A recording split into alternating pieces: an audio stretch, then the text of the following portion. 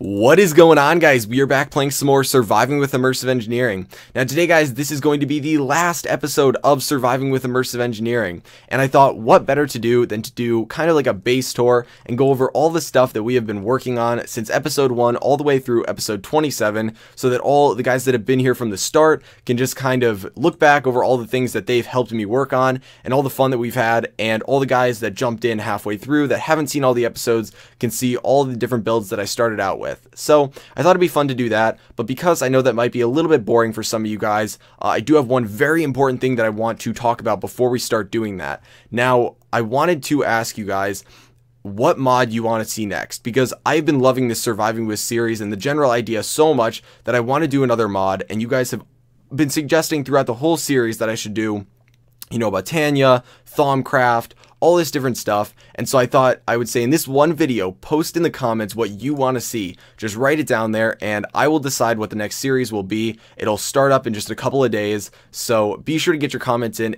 as soon as possible and let me know. I do have a couple in mind, but I do want to see what you guys think, and I will decide from that. So just wanted to say that now instead at the end, so that everyone can get their opinions in no matter where you leave out in the video. So now I guess we can get started, but we should probably sleep before we go, because there is a lot of stuff that we have to do outside, and I really don't feel like having another creeper incident like last episode, because that was not good. That was pretty bad.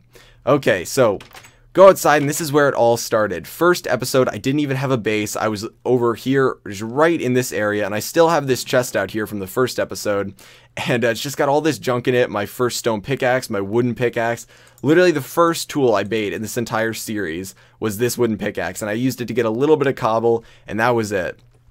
But we started out here, and the first episode was pretty much making, I believe it was a coke oven, and I then made a water wheel, and I put it right over here and just made this huge structure for the water wheel to show how to use it. And that was that. And then it looks like a piece of wood is still missing here from when a creeper blew up on me, but then we get to the front of the base, and I kind of constructed the front of the base for the second episode, and I decided I wanted to keep using water wheels, so I had already set these up, and it was 2 water wheels that were optimized with the water coming over from one block behind, going all the way down and pushing behind them, and these were essentially just to generate like some basic power. And I had the same wiring that I have in here now, where they were just coming using low voltage cables going into a capacitor, and it was just storing power because I knew I wanted to make the crusher. And that was mainly because I was doing a bunch of mining to get all these resources, and I was like, I want to double them as soon as possible. So I constructed this and got the power, and pretty much I could get away with using low voltage cables for the most part, but I wanted to be able to pull out power faster. So then we switched over to the medium voltage cables, and we started working over here with constructing the crusher. And it was a little bit wonky when I first constructed it, and it still is a little bit weird the way it's wired, and I don't have an on-off switch, but this was great to make it.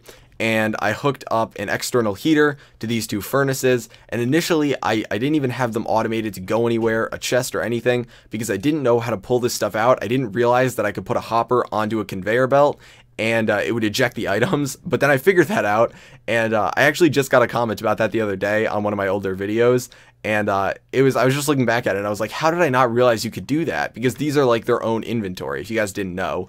But yeah, the external heater to power those. And this whole setup's just kind of evolved as we've gotten more and more stuff into the base, but initially I didn't have this whole item elevator here going to the storage system upstairs or any of that. I think I might have had just like one chest or something over here for them to drop into, but that was that. And then I believe the next episode I made these thermoelectric generators, and I'm not a huge fan of these. They're not bad. They're really not bad. They work better when you have different mods working with immersive engineering, though, because the better the temperature gradient, the more power you can generate. And water is probably one of the weakest things. I think it's water and then packed ice are like the 2 weakest things. And then the next thing it's all other mods that interact with this. So I wasn't a huge fan of these, but of course I did it because I wanted to go over all that, use as many different things as I could. So I made these, and they were expensive, and I had to get a bunch of lava. And I just wired these up to our general power just because, you know, I wanted them to be able to be stored in a buffer somewhere. So they then got stored over here. And honestly, the water wheels were more than enough to power this whole setup and then some. So I didn't even need these. and they also take up a ton of space. I didn't realize it when I first made them, but like kind of roping them off right here to prevent me from walking in was, it was a pretty big drain on the space in the first floor.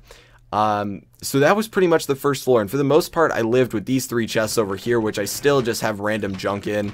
But that was that, and this is pretty much the whole first floor. It took us a while to construct all of this, and then we get to, I guess we could go outside first, because the way I constructed this was the stuff that's outside right now, the stuff that is over there, all the diesel generator stuff initially was in the basement, and I realized there was not enough room for it, so I had to move it outside.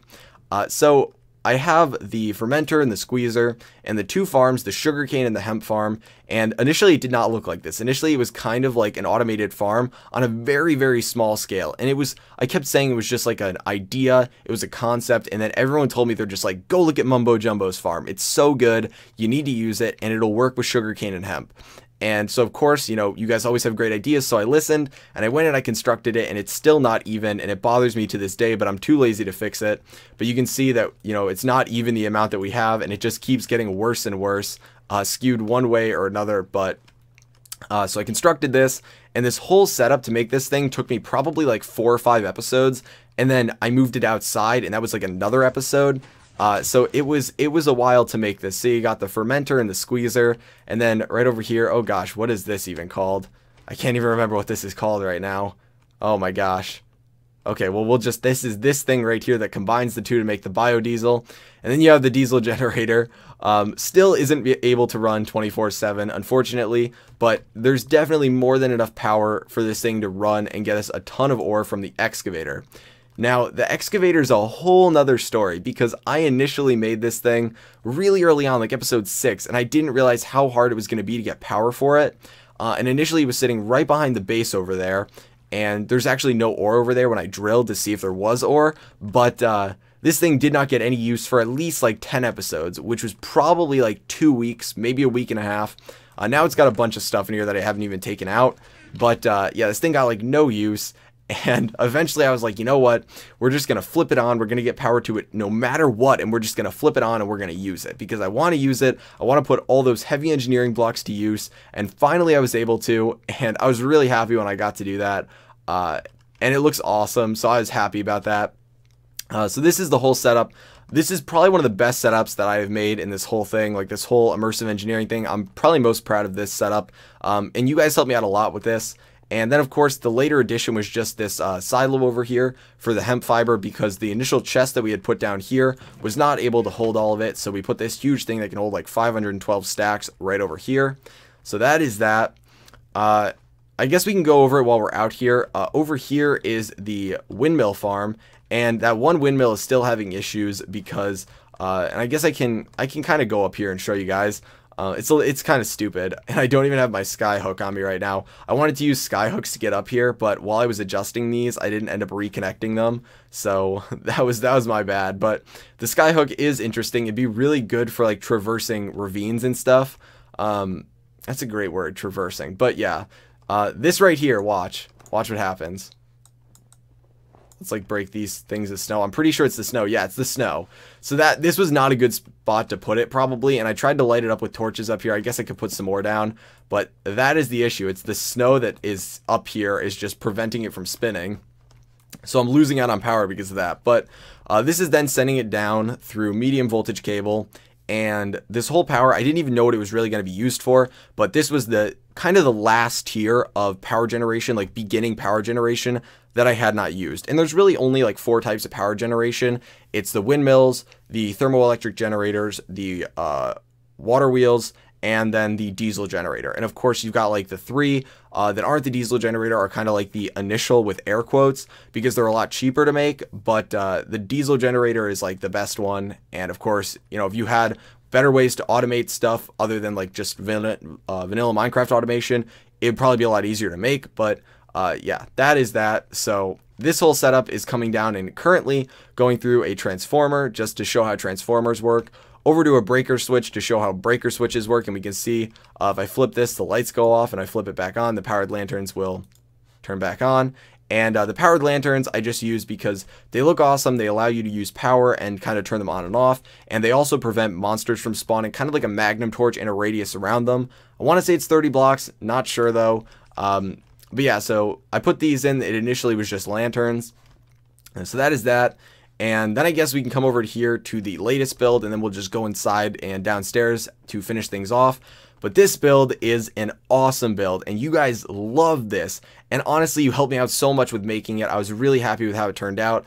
And honestly, it sounds a little like I'm patting myself on the back, but I was pretty proud with the redstone work for this, because if you guys have ever seen like series that are not like just this, if you've seen any of my series in general, you'll know I'm not the best with redstone. You know, I'm not Etho, who is, you know, quite possibly one of the best people at redstone that I've seen in a while.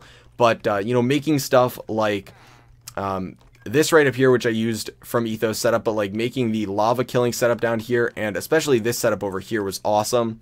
But so the whole idea is this is a mob farm, and it drops the mobs down, and I couldn't use water up there because it would freeze for some reason because of like the biome we're in and the height we're at. So I had to use conveyor belts, which is interesting.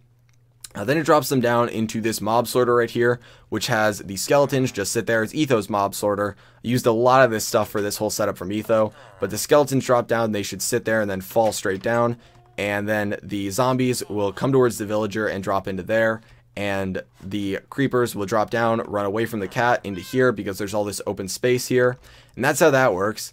And then the creepers come over and get lifted up right through here and drop down into this area where I can crush them. And then they drop into this chest, and you can see some skeletons do occasionally get in there, but it's not super often.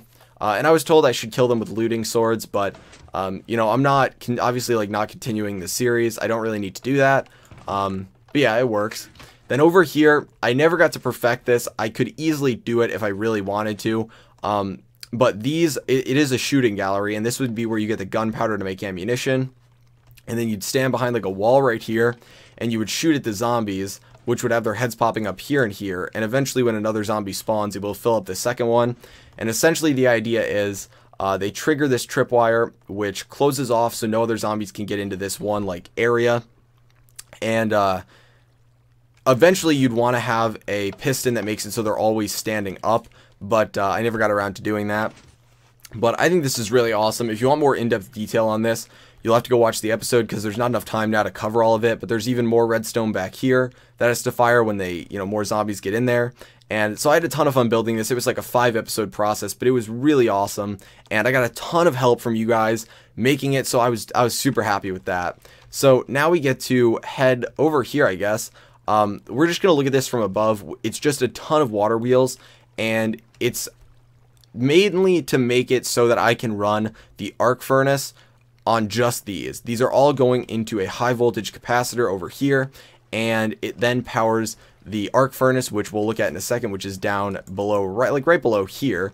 One thing I want to point out, and this was probably the funniest thing that has happened in a long time, is I did not connect like this to this. Like this right here, this cable was not connected, and I guess I missed it in the video. And there were like 7 comments about it, and it just started this huge comment chain where everyone was like, you didn't connect that. Like, I'm telling you right now, you didn't connect that. And I was like, no, I'm pretty sure I did. And then it became like, I just didn't want to admit I didn't connect it because it was so stupid. It was just like such an ignorant thing to not do that I was like, oh, I definitely connected that. Oh, you didn't see it in the video, but I connected it. Well, I'm confessing now, it wasn't actually connected. You guys saved my butt. But yeah, it's just a bunch of water wheels all going to medium voltage cable, which then goes to a capacitor over there, and we will look at what that's actually powering in a second. So it's now time to go downstairs, and you guys get to see the full effect at night too, what it's like out here. It's pretty well lit up, and the powered lanterns prevent any spawns kind of near the base. Obviously it could be more, well lit up so the mob spawner works better, but I'm okay with it. So now we will go downstairs and we'll take a look at the arc furnace first. This is the room for the arc furnace, and we've got, I believe this is the squeezer over here. And what it does is you put in a bunch of coke dust, and you get graphite dust, which is what you can use for the electrodes that go up in the top right here. And every time you use this, the electrodes kind of get uses off of them. They can be used like 477 times, I want to say. And this arc furnace, I pretty much was another thing that I made just because I wanted people to be able to see kind of how it works. and you automate the inputs right here. So you're gonna have to set this item filter. You put it in a chest, and you're gonna have to set the item filter. So right now I've got the coke dust and the silver grit and the gold, and you know, as you want to use more recipes, you'd have to put them into this.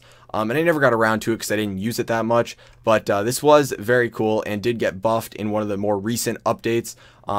So this was a fun build to do, and of course the power is coming right through here, and it's going over, and it's powering this right here, and it's also going over and powering the squeezer, and this is where the output for the slag is. I never got around to connecting this to the, like connecting all the outputs back to our item elevator, but I didn't use this that much. It was just fun to make, and it was really expensive. Now we come to what I would say, I know I said the mob farm was probably like one of the best things I ever made. This would be what I would say is the crowning achievement of my immersive engineering career. And this video, I had so much fun making this, and you guys have said like you could tell that I had fun making this. I was just so excited to get in here and actually construct this. It was awesome. So this is, if you don't know, the steel factory.